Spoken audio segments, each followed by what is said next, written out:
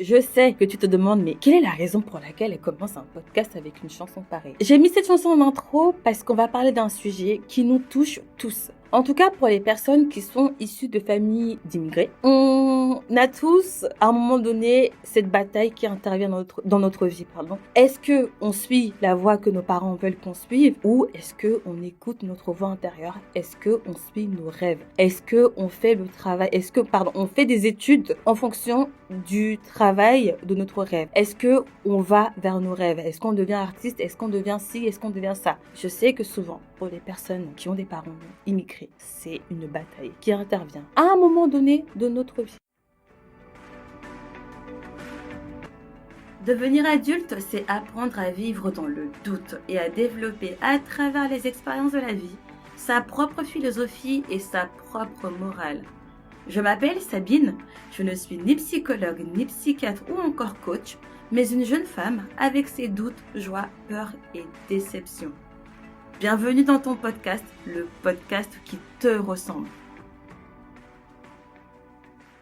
Quand on est enfant, on a tous des rêves, n'est-ce pas? Certains veulent devenir astronautes, d'autres chanteurs, d'autres encore écrivains. On a cette liberté quand on est enfant de rêver sans limite, sans cadre, sans pression. Et puis, en grandissant, on découvre la réalité. On comprend que nos choix ne sont pas juste les nôtres. Il y a la société, l'éducation, les attentes familiales, et surtout, il y a la culture, celle qui nous a façonnés, celle de nos parents, de nos origines et celle de notre classe sociale. C'est pourquoi aujourd'hui, dans Ma vie, mon miroir et moi, on va parler de cette tension entre aspiration et pression dans le choix des études et des métiers. Pourquoi certains rêves semblent-ils être plus acceptables que d'autres? Pourquoi le poids de la culture peut nous pousser vers une voie qui ne nous correspond absolument pas? Et surtout, comment naviguer entre ce que l'on veut profondément et ce que l'on attend de nous? Tu connais la chanson. Si tu es dans les transports, fesses bien enfoncées dans ton siège, écouteurs bien dans tes oreilles bien enfoncés, casque bien fixé. Si tu es chez toi, mets-toi bien au fond de ton canapé, volume à fond. Et c'est parti pour une nouvelle conversation, une nouvelle discussion entre adultes perdus.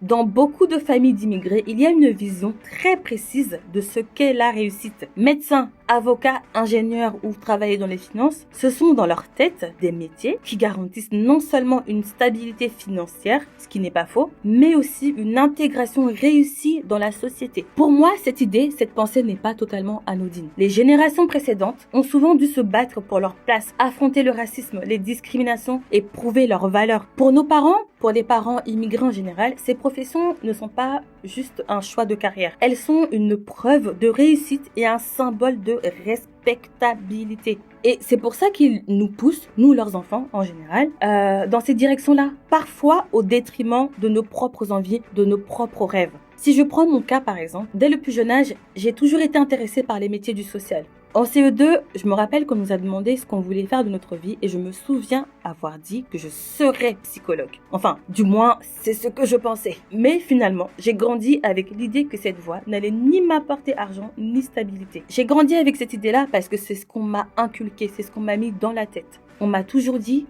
que ce métier n'était pas possible pour moi. Je me souviens encore de ma conseillère d'orientation au collège. Un jour, j'ai été la voir dans son bureau et elle m'a demandé ce que je voulais faire et je lui ai dit psychologue. Elle m'a dit c'est bien, oui, mais... Et en fait, il y a toujours un mais. Elle, par exemple, elle me voyait dans des métiers basiques, comme par exemple caissière ou un métier certes en contact avec les autres, mais pas cette voie que moi je voulais, pas ce que je voulais, la voie que je voulais emprunter. Comme si, en fait, à cause de mon milieu social, à cause de ce que je suis, certaines aspirations m'étaient tout simplement pas accessibles. C'était pas du tout pour moi.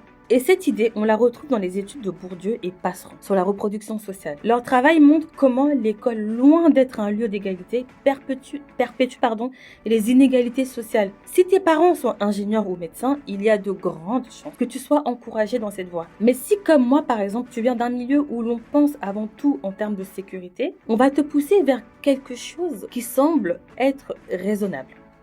Face au poids de la société, quelle place peuvent avoir tes aspirations personnelles? On parle souvent de vocation, de cette idée qu'un métier peut être une passion, une raison d'être. Mais qu'est-ce qui définit une vocation? Est-ce qu'elle existe vraiment ou est-ce qu'on est simplement influencé par notre environnement? Moi, je savais ce que je voulais, mais ma mère, par exemple, ne voulait pas que je fasse la filière littéraire parce qu'elle me disait « mais tu trouveras pas de travail » parce que c'est ce qu'on lui a dit. Les enfants, qui font des filières littéraires ne trouvent pas de travail. Alors du coup, j'ai fini en STMG. Pas par choix, mais par nécessité. Parce qu'on m'a appris qu'il fallait privilégier la sécurité au rêve.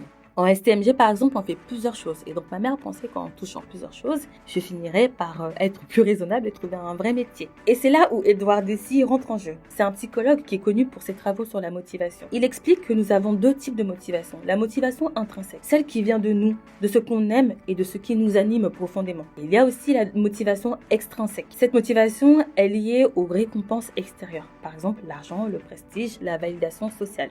Et souvent, dans les familles où l'ascension sociale est un enjeu, la motivation extrinsèque prend le dessus. On choisit un métier parce qu'il nous apporte de la reconnaissance, pas parce qu'il nous fait vibrer. Moi, au fond, même si je suivais un chemin sécurisé, je savais ce que je voulais. Et donc, j'ai quand même réussi à aller en psychologie. J'ai commencé une licence, mais malgré mon acharnement, malgré le fait que je m'accrochais, ça ne fonctionnait pas. Tout simplement parce que j'avais l'impression de ne pas être à ma place.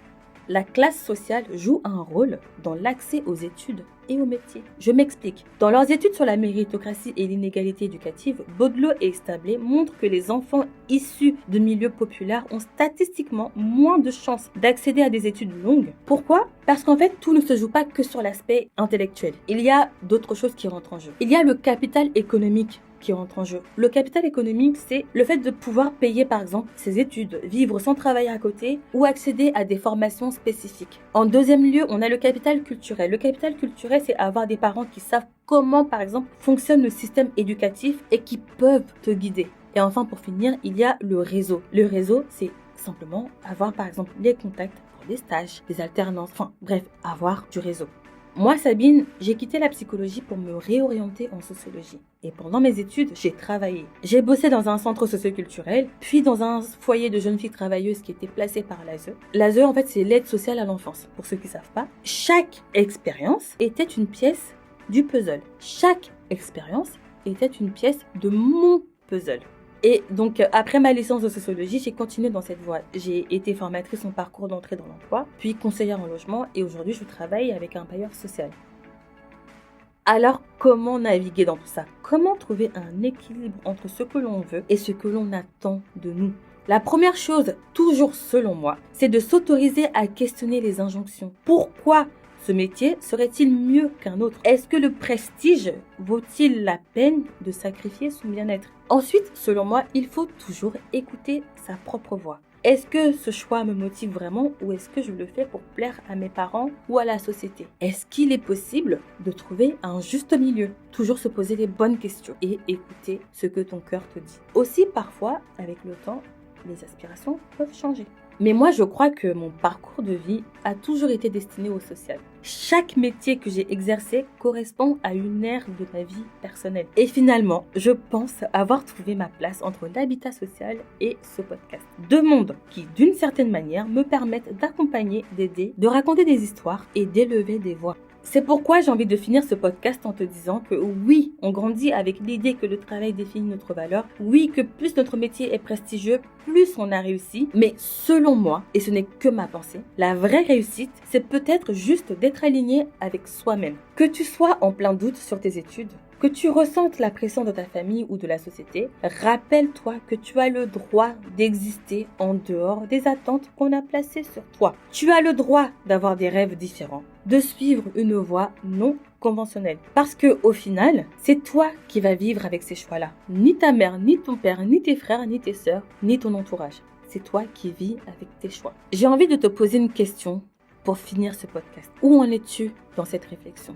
Est-ce que tu as réussi à trouver un juste milieu entre la pression et tes aspirations, entre les attentes de ta famille, la pression culturelle et tes aspirations? Je serais curieuse de savoir quel choix tu as fait. N'hésite pas à me répondre en commentaire ou m'envoyer un DM, en tout cas comme tu veux, mais ça m'intéresserait de savoir. Je te remercie d'avoir écouté ce podcast jusqu'à la fin. J'espère qu'il t'aura aidé. Si tu te sens un peu perdu, si au niveau des études ou au niveau de la vie professionnelle, tu sais pas trop où tu en es, ou même de tes aspirations, de tes rêves, tu sais plus trop où te positionner, j'espère que ce petit podcast t'aura aidé à réfléchir. En tout cas, sache que tu n'es pas seul dans ce cas-là. On est beaucoup.